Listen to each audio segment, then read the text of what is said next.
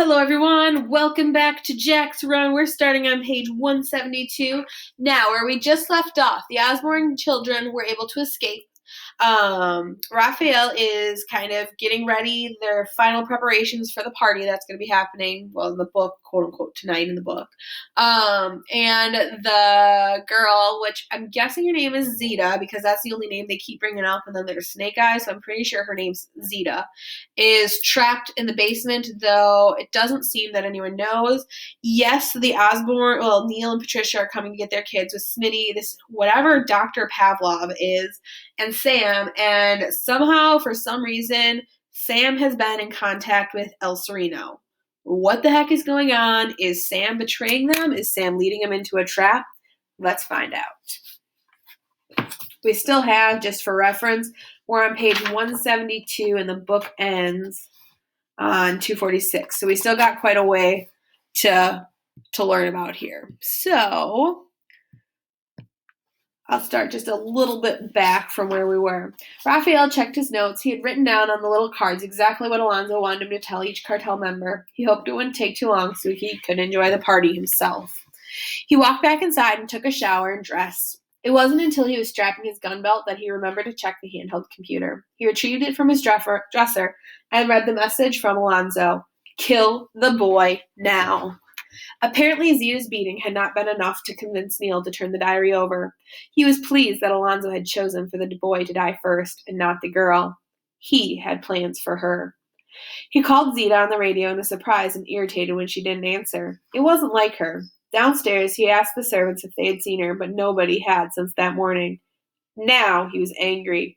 He didn't have time for this. He barked out several orders to his staff about the jamboree, then stamped out of the house. When he got to the barn, he asked the stable hand if he had seen Zeta. Early this morning, she told us to leave the barn, he explained nervously. Later, we heard kicking noises from inside and found Diablo loose. We had a terrible time getting him back into his stall. Senorita Zeta was not there. Raphael, alarmed now, shoved him out of the barn and slammed the door closed. Diablo nickered like a young colt when he saw him. Raphael walked over to the stall and pulled several sugar cubes out of his pocket and gave it to him. What happened here this morning? Did you battle the men? Raphael opened the door and Diablo stepped out, as calm as an old draft horse. Alonso will be back soon, he said, slipping the halter over Diablo's head without a fuss. Then you and I will resume our old life. I'm as sick of staying in the house as you are of being in the stall. He tied Diablo to a post, then opened the secret passage and walked down the stairs. The first thing he noticed was the hammer laying in front of the door. He picked it up, wondering if Zeta had used it on the boy. Perhaps she had gotten carried away and killed him. Now she was afraid to answer the radio. Orders were to be carried out exactly as described, no more, no less. He hoped she had not gone totally loco and killed the girl too. Raphael tried to slip his key into the lock and found that it would not go in. He bent down for a closer look and saw that what the hammer had really been used for. He ran back up the stairs and tried to reach Zeta on the radio again. She didn't answer. He grabbed a handful of tools. After 20 infuriating minutes of trying to get the broken key out of the lock, he gave up and used a sledgehammer to smash the lock off the door. Out of breath, he drew his revolver, cocked it, and ran into the room, praying the kids were still there. They weren't.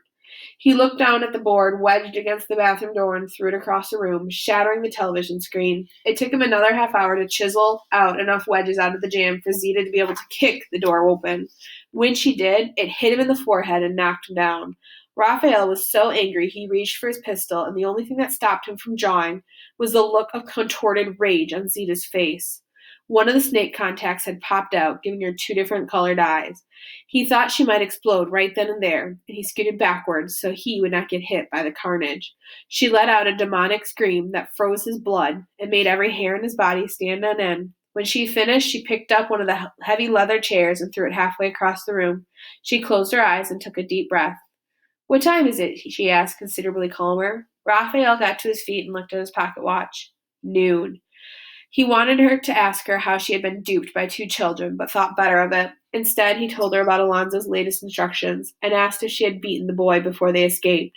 No, she said, but I looked forward to killing them both. With a 5-hour head start, Raphael pointed out, that could be a problem. We'll organize a search team, Zeta said. There was nothing Raphael would rather do than set up a posse and ride them down, but there were a couple of problems with the plan.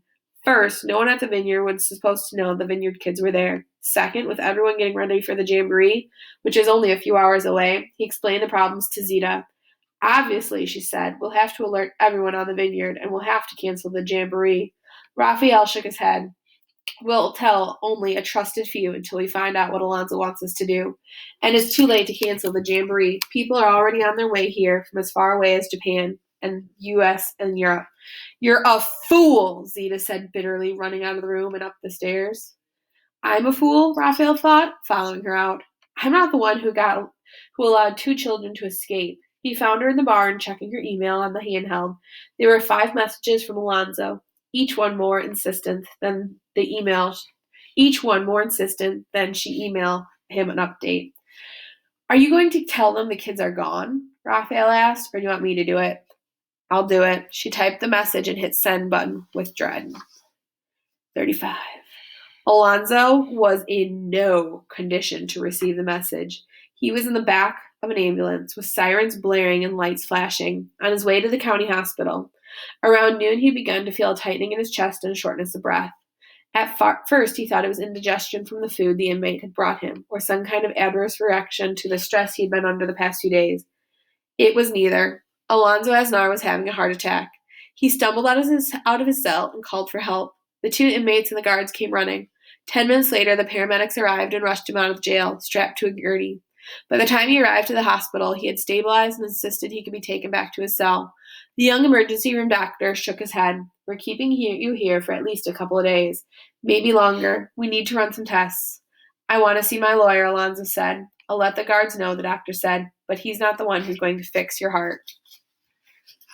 36. Neil landed at Santiago International Airport in Chile, not knowing what to expect. Sam had given them only a rough outline of his plan, promising more details as they got closer to the vineyard.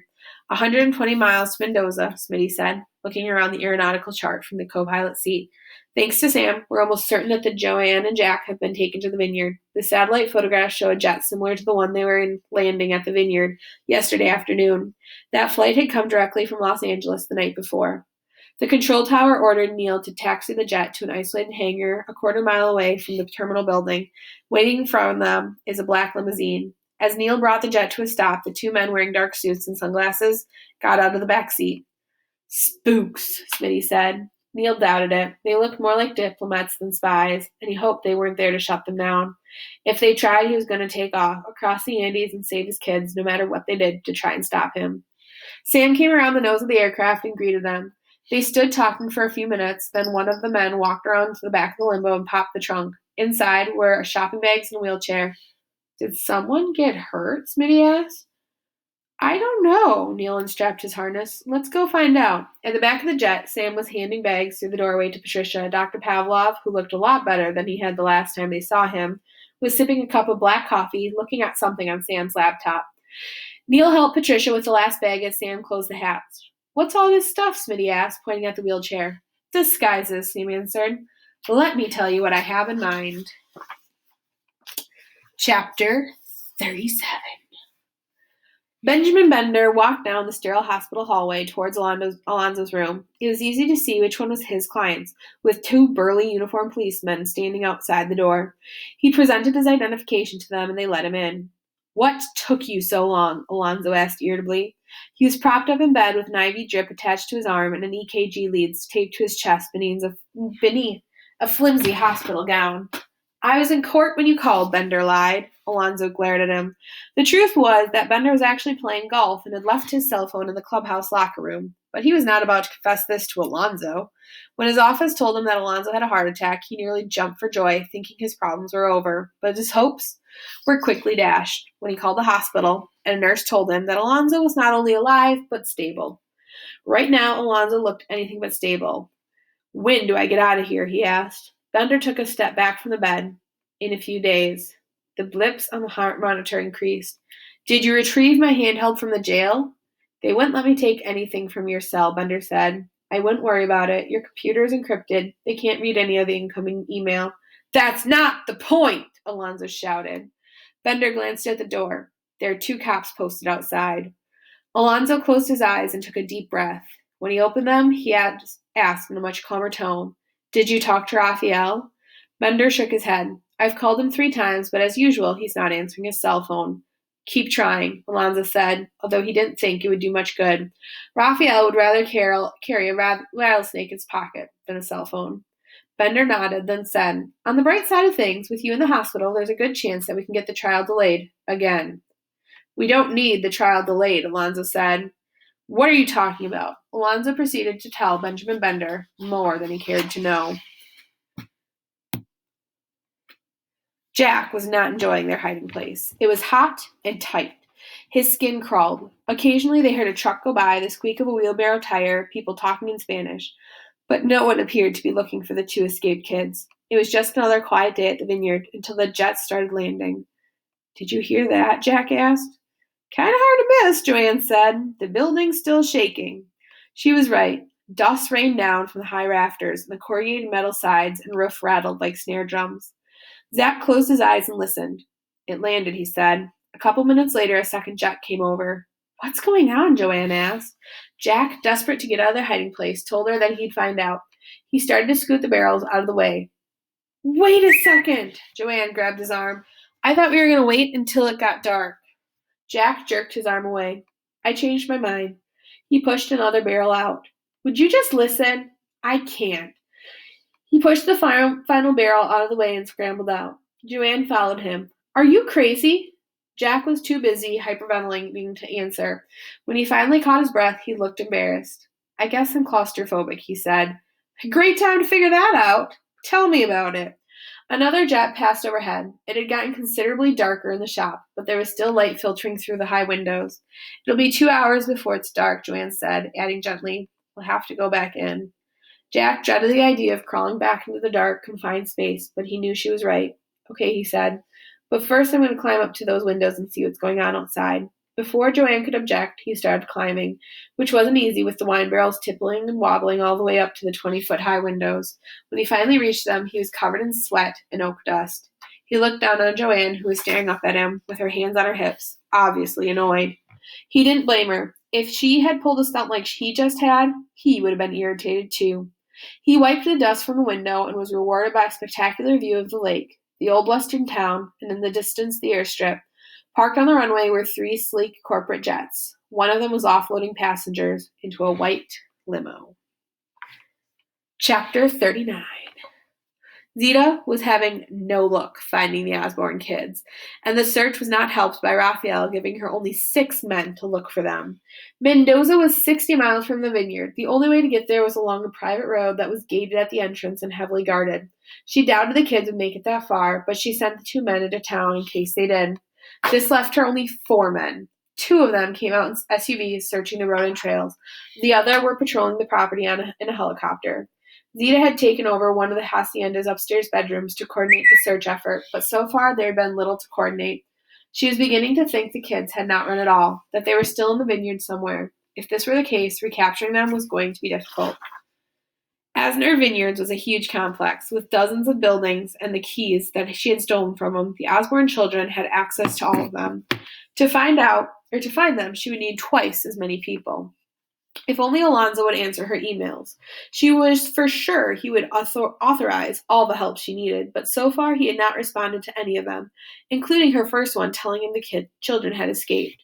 She was both relieved and worried about this. Relieved because she wanted to have the kids in hand before he wrote back, and worried because it wasn't like Alonso to not respond immediately.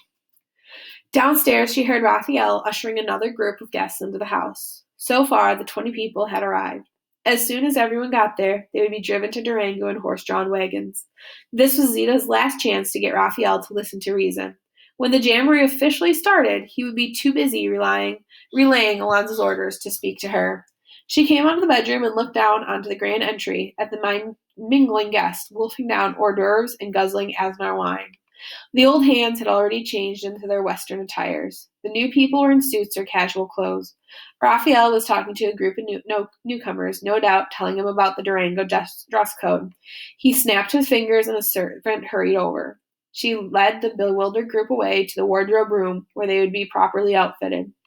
Zita hurried down the stairs and got Raphael's attention. She pulled him into the library and closed the door. "Well," he said, "we haven't found them." Raphael stared at her, displeased. They may have stayed right here on the vineyard, Zita said. I'll need more help looking for them. I've already given you more people than I can spare. If we don't find them, Alonso will not get out of jail. Alonso will be released regardless of how the trial comes out. You have my word on that. Raphael gave her a cold smile. And when he does get out, perhaps even before, he'll deal with your failure to keep two stupid kids locked up. Zita did not think the Osborne kids were stupid. She did think the man standing in front of her was. He was also dangerous. Because of this, she did not push him too hard. Have you heard from Alonso? She asked. No, Raphael hadn't checked the little computer since that morning. I haven't either, Zita said. It's not like him. Raphael frowned. She was right. His brother should have responded to her email. He wondered if he hadn't emailed him instead of her. Alonso may have been so angry about losing the kids, he wanted Raphael to punish Zita for her failing him. He was looking forward to it, if that were the case. Since Alonso had been arrested, she had become increasingly disrespectful toward him, and Raphael was tired of it. You better find him, he said, then walked out of the library, crossing the grand entry quickly, without pausing to talk to anyone. He bounded up the stairs to the bedroom and found the little computer. There were no messages waiting. He wondered what that meant. Clumsily, he typed in a message to his brother, asking if he had gotten Zita's email about the Osborne kids. It didn't even occur to him to check the cell phone lying on the dresser, with the message light blinking. Another jet flew over. He stepped out to the balcony and watched it land. He was expecting 3 more groups in the next hour. Then everyone would be there, and the jamboree could start. And we'll stop there for today. So what's going to happen? Is this jamboree going to work out? Sam still contacted the Watcher, or El Sereno, one and the same. What's going on? And Alonso's not able to contact anyone. They're not really contacting Alonso. The Osborne kids are out and about. What the heck is going to happen? We'll read about it next time.